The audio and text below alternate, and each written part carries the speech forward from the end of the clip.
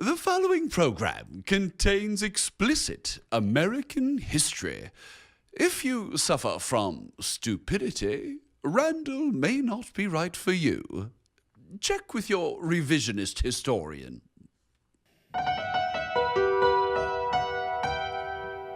Lamb of God, you take away the sins of the world.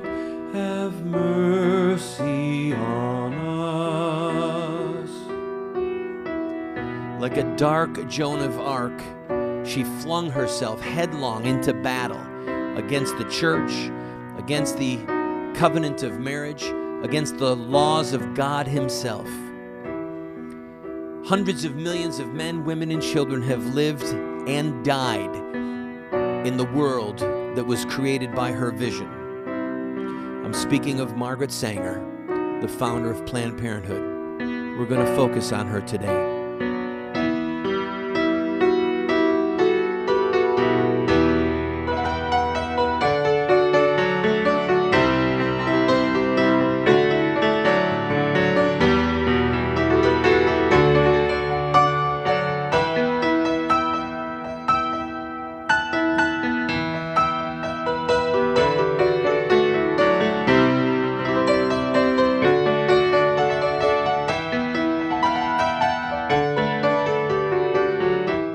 Speaking the truth when others hold their tongues.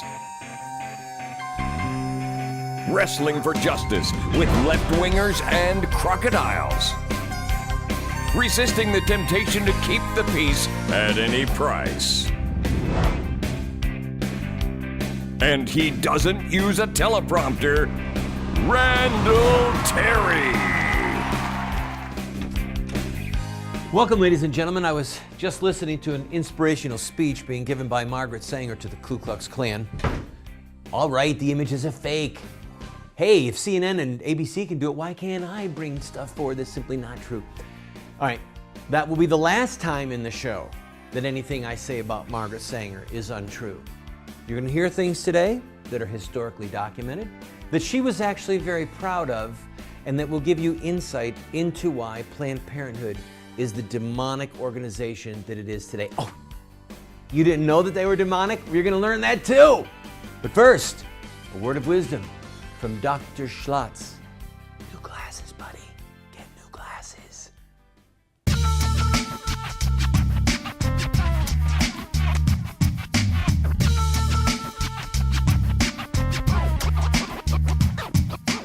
Great Scott! The US dollar has the same trajectory as the meteorite that fell in Russia. One of my graduate students asked me, "What is that trajectory?" And I said, "Down, you blistering idiot! Down! A meteorite falls down!"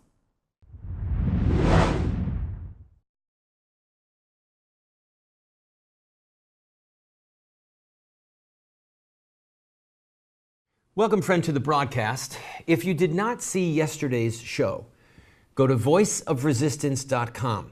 You will be able to find that program and an entire series that involves Planned Parenthood, President Obama, the Negro Project, as Planned Parenthood used to call it, and the founder of Planned Parenthood, Margaret Sanger. President Obama became the first sitting president to address a Planned Parenthood conference. It is a mark of shame and disgrace that he will bear into eternity. He rightly said the following. Lane, play this clip.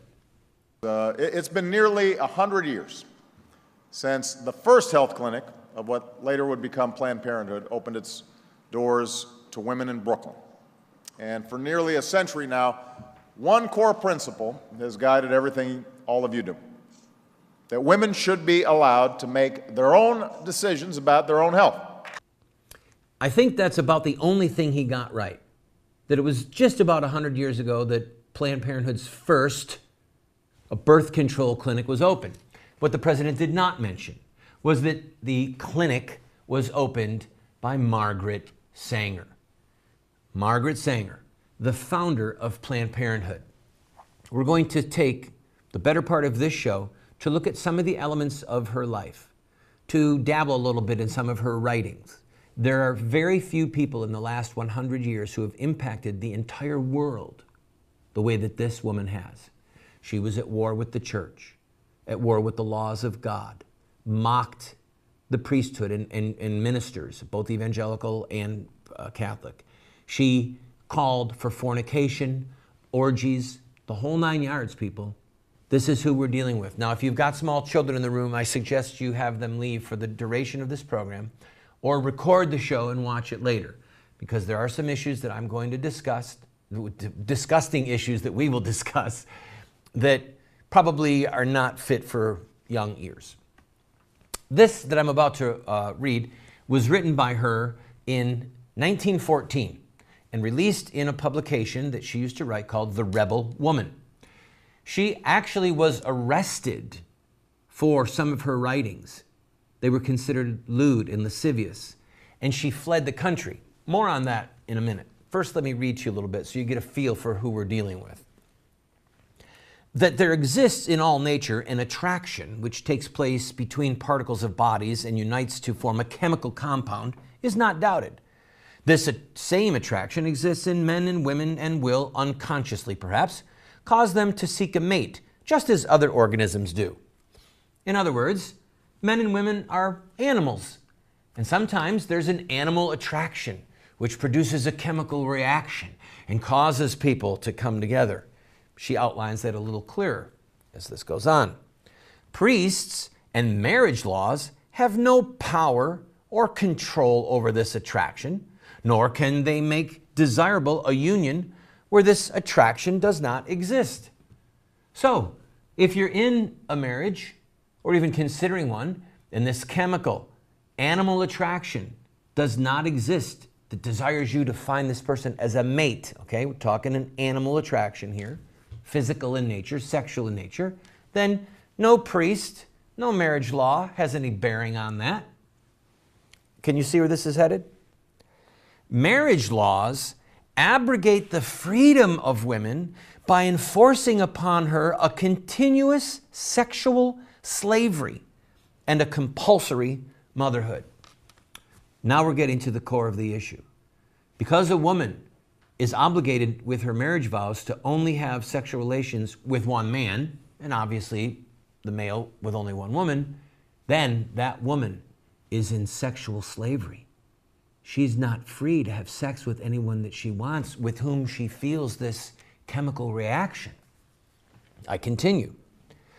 Marriage laws have been dictated and dominated by the church, always, and ever upon the unquestionable grounds of the wisdom of the Bible. Here we see an open attack on the scriptures and on the church, who clearly, she understood, clearly provide the foundation for the sacrament and the covenant of marriage.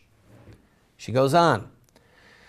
A man and a woman who under a natural condition, like she talked about with the chemicals, who under a natural condition avow their love for each other should be immediately qualified by this to give expression to their love or to perpetuate the race without the necessity of a public declaration.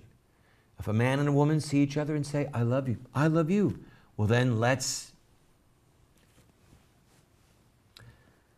A reciprocal, spontaneous, voluntary declaration of love and mutual feelings by a man and woman is the expression of nature's desires. Were it not natural, it would not be so.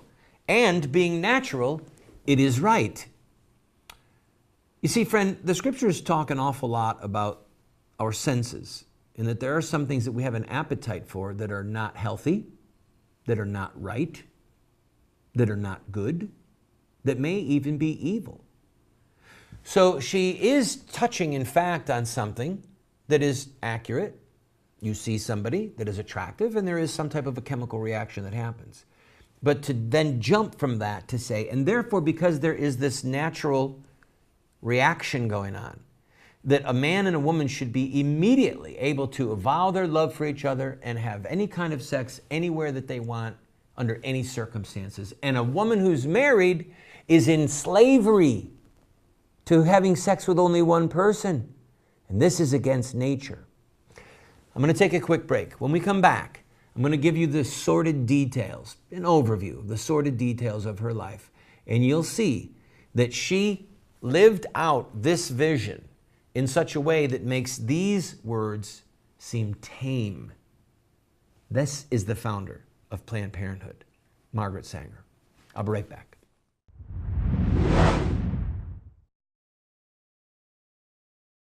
Every day in America, over 3,500 babies are torn apart by abortion.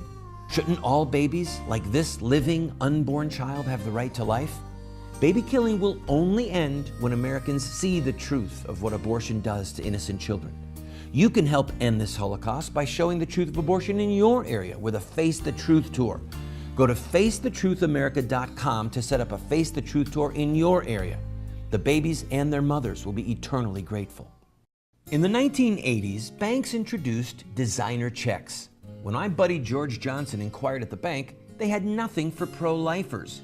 So the Johnsons created beautiful pro-life bank checks showing babies with a strong pro-life message. You can speak out for life with every check you write, whether personal or business checks. Be a voice for babies with these pro-life checks. Go to prolifecheckguy.com to see more. That's prolifecheckguy.com. How would you like to be able to reach hundreds of thousands, perhaps millions of potential customers with your product or your company or your web-based business? Well, you can do that right here on this show. Every single day, we get phone calls or letters or orders online from states all over the country where people are watching this television show. Right now, we are seen in 45 cities at 8:30 p.m. Eastern Time every night, and then a rerun again at 12:30 midnight. You can reach them using this show at advertising rates that are so inexpensive, it would blow your mind. So, if you're interested, contact us at the phone number that you see on the screen or the email address, and we can talk about how you can grow your business and help support this show.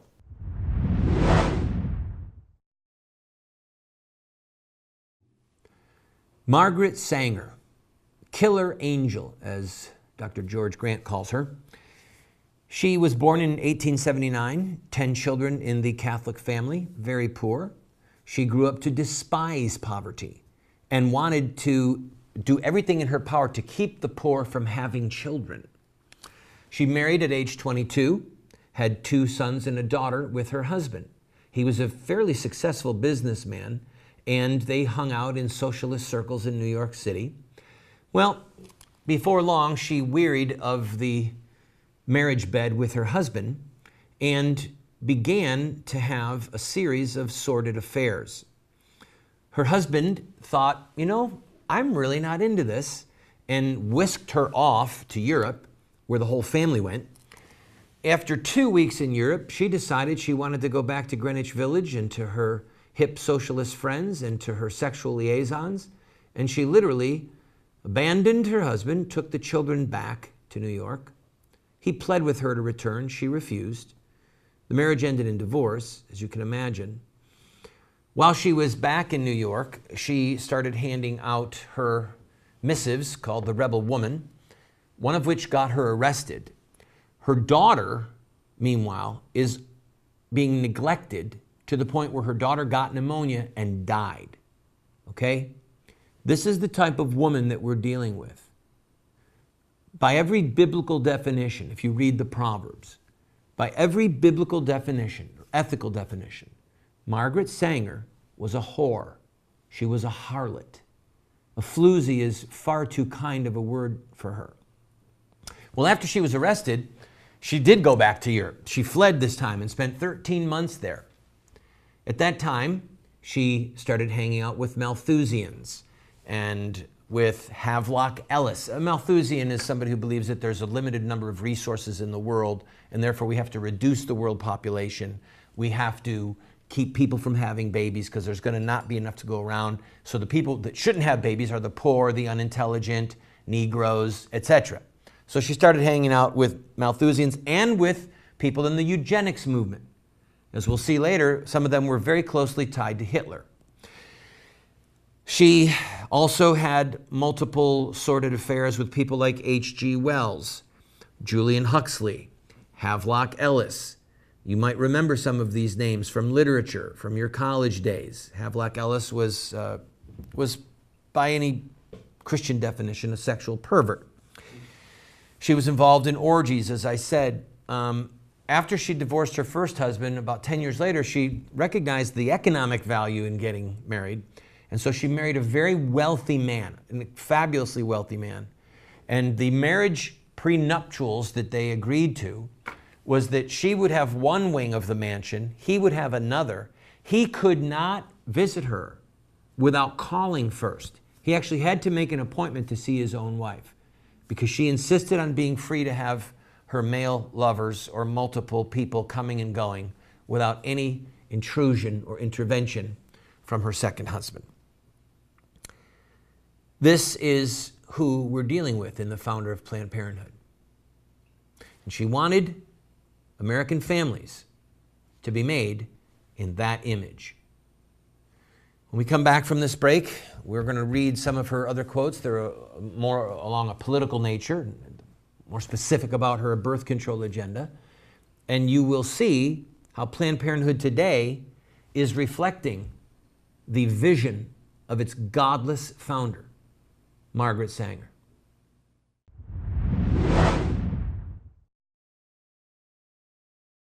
Do you want to have knowledge, wisdom, discernment?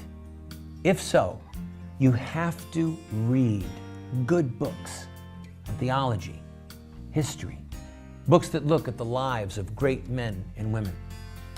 So to help you to become a more effective Christian, a better witness for truth, somebody who can engage in productive conversation that exhorts and edifies those that you speak with, we're going to do something crazy.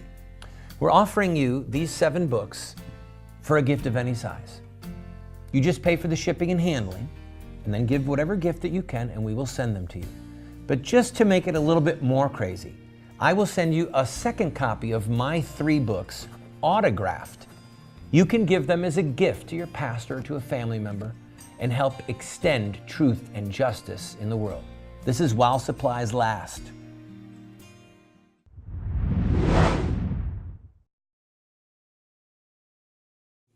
Welcome back to the program, friend.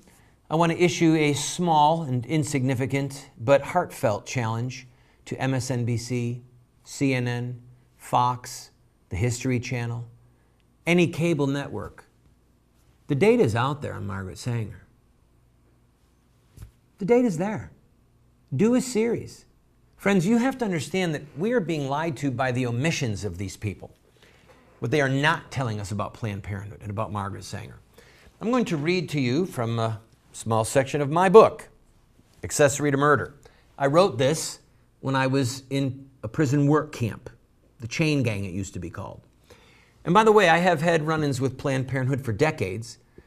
Planned Parenthood and the National Organization of Women both sued me and ended up getting my life savings, my home, everything that I ever had. Everything. 6 digits, okay? So I have a long personal history with these God haters, with these baby killers. And they knocked me down and I got back up and I'm still swinging at them. And the day will come when the blight of them will be driven from the earth. We just don't know when. All right. Now this is where, again, if you've got a small child in the room, you need to get this kid out. You heard in the last segment some of Margaret Sanger's personal life. Perverse, sexually illicit. In Ithaca, New York, the Planned Parenthood affiliate there put together a sex education curriculum. Now before I read to you from this curriculum, play that clip about President Obama saying how great sex education is. Laws that would cut off access to cancer screenings and end educational programs that help prevent teen pregnancy. Well, what the president failed to mention is that every study shows that where there is more sex education, there is more pregnancy, there is more sexual activity, there are more sexually transmitted diseases. Now, why is that? Why is that? I'm going to show you. Planned Parenthood had some games that they put together for the teenagers in a high school. Again, if you've got small kids, get rid of them.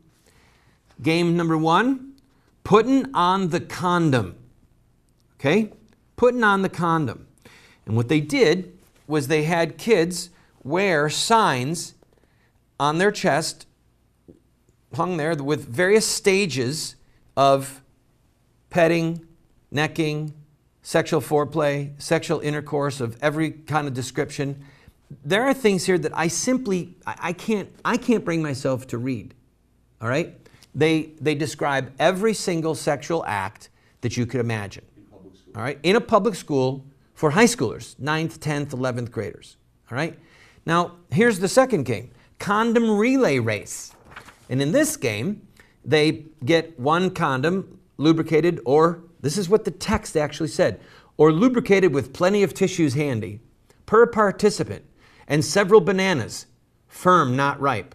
And they would run back and forth in the condom relay race, and the one person, maybe a girl, would hold out the banana, and a boy would put the condom down on it, and then someone would have to unroll it, run back down, and do this again and again. This is with teenagers, okay? With complete descriptive words about all body parts and about all sexual acts. Now, what do you think that does to a young girl or a young boy at 15 or 16 or 17? Can you see that sexual chemical thing happening that she spoke about? Can you see them getting flushed and red in the face and saying, man, maybe I'd like to try this? In other words, you have curiosity, and then you have preoccupation and interest, and then temptation, and then acting out. That's what's going on here, people. This is what Planned Parenthood is. I've got to take a break. When we come back, another quote from President Obama, a little bit more about Margaret Sanger's connection to the Nazis. Don't go away.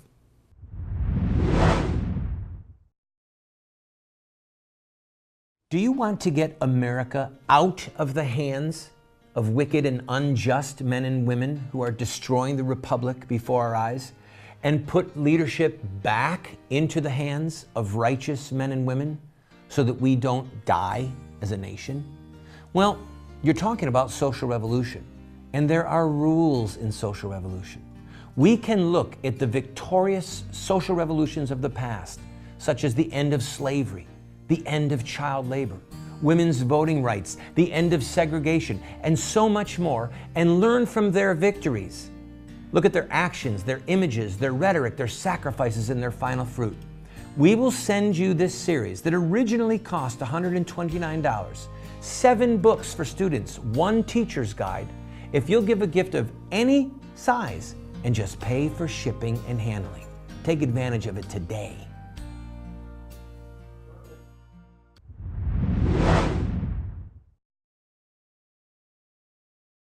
Welcome back, friend. My time is flying away. Play the clip, Lane, if you would, about President Obama praising Planned Parenthood.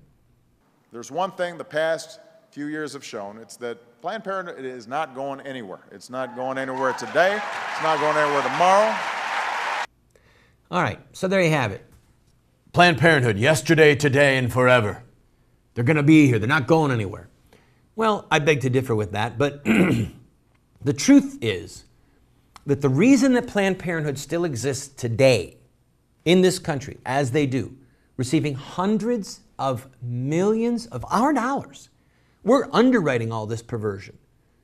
We are helping them protect pedophiles and the sex slave trade, which we'll talk about tomorrow. I want to lay the blame somewhere. Somebody has to be responsible for how come they're here. The blame gets laid at the feet of Catholic bishops, evangelical churches, the Republican Party, okay? All of whom pay lip service to sexual fidelity and purity. But when an abortion giant, a criminal syndicate, as you will see, literally involved in the cover-up of sexual crimes against minors, when this organization is receiving hundreds of millions of our dollars, promoting the killing of babies, promoting the sexual perverse deeds that I can't even read about on the air, and you have silence from our shepherds, then what we really have are hirelings. We have people who have surrendered to this demonic organization. Friend, we've got to fight. Contact our legislators and tell them defund these godless enemies of the family. Talk to you tomorrow.